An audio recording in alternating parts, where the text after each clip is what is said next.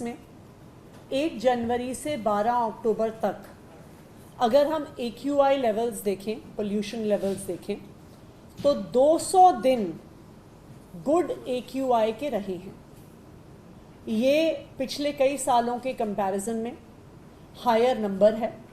दिल्ली में इस साल में एक बेहतर एयर क्वालिटी दिल्ली वालों को मिली है, दिल्ली वालों के प्रयास से मिली है, दिल्ली सरकार ने जो पोल्यूशन कंट्रोल मेजर्स अपनाए हैं उसकी वजह से मिली है।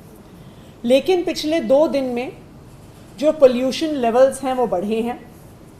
13 अक्टूबर को एयर क्वालिटी 224 पे AQI पहुंच गया, 14 अक्टूबर को 234 में पहुंच गया, यानी एयर क्वालिटी पुअर कैटेगरी में पिछले 2 दिन से है। 2 दिन में पुअर AQI होने से कल शाम से ग्रैप 1 के रिस्ट्रिक्शंस दिल्ली में लागू हो गए हैं। आज एनवायरनमेंट मिनिस्टर गोपाल राय जी और मैंने दिल्ली सरकार के सभी विभागों के साथ आज एक हाई लेवल रिव्यू मीटिंग करी, जिसमें PWD, MCD, Delhi metro, NHAI, revenue department, industries department, power department, सारे इम्पॉर्टेंट विभाग मौजूद थे और हमने ग्रैप 1 की इम्प्लीमेंटेशन को रिव्यू किया।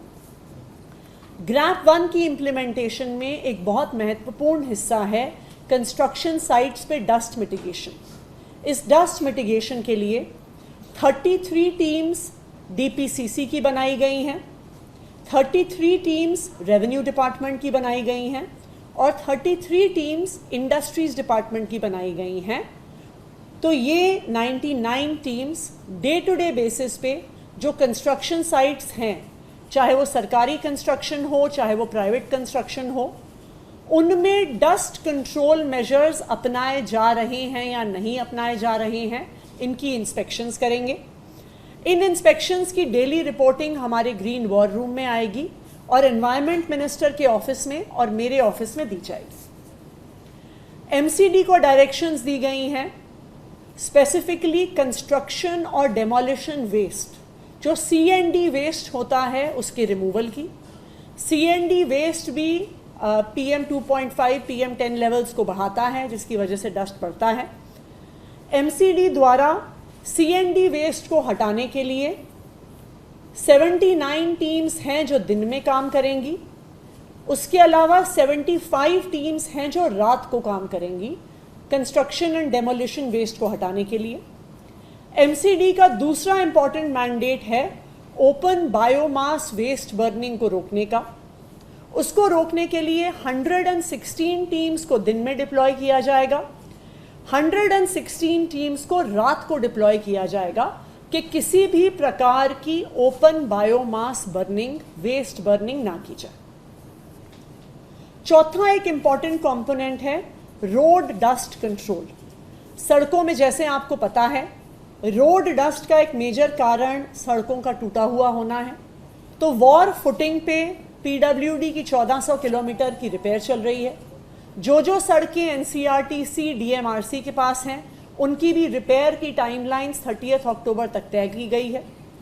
MCD के साथ भी लास्ट वीक एक रिव्यू मीटिंग हुई थी कि MCD जहाँ MCD की सड़कें टूटी हुई हैं वहाँ पे पॉटहोल्स को रिपेयर करेगा।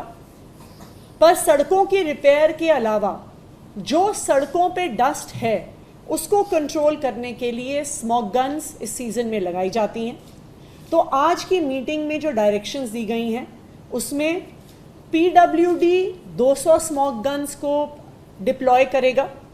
ये 200 स्मॉग गन्स डिप्लॉय होंगी PWD की रोड्स पर और जो मेजर पोल्यूशन हॉटस्पॉट्स हैं वहाँ पर। DMRC 80 anti smog guns deploy करेगा। इसमें से कुछ स्टैटिक होंगी, कुछ मोबाइल होंगी। ये DMRC के कंस्ट्रक्शन साइट्स हैं, वहाँ पे यूज़ होंगी। MCD 30 anti smog guns deploy करेगा और NCRTC जो RRTS का कंस्ट्रक्शन कर रहे हैं वो 14 स्मॉग गन्स को डिप्लॉय करेंगे। इसके अलावा ट्रैफिक पुलिस के साथ ट्रैफिक मैनेजमेंट पर उनको डायरेक्शंस दी गई हैं कि जो ट्रैफिक जैम प्रोन लोकेशंस हैं उनका आइडेंटिफिकेशन किया जाएगा।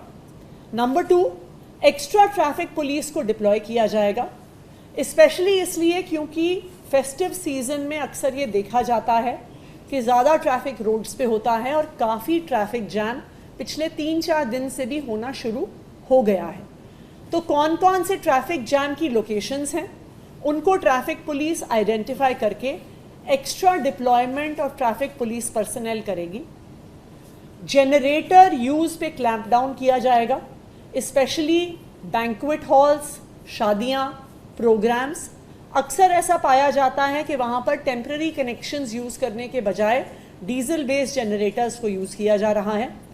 डीजल बेस्ड जनरेटर्स को शिफ्ट करने के लिए एज इट इज़ हमारी मुहिम पिछले 1 साल से चल रही है, लेकिन राइजिंग पोल्यूशन के इस समय में कहीं पर भी डीजल बेस्ड जनरेटर्स यूज़ ना हो, उसके लिए पावर डिपार्टमेंट भी अपनी टीम्स लगाएगा।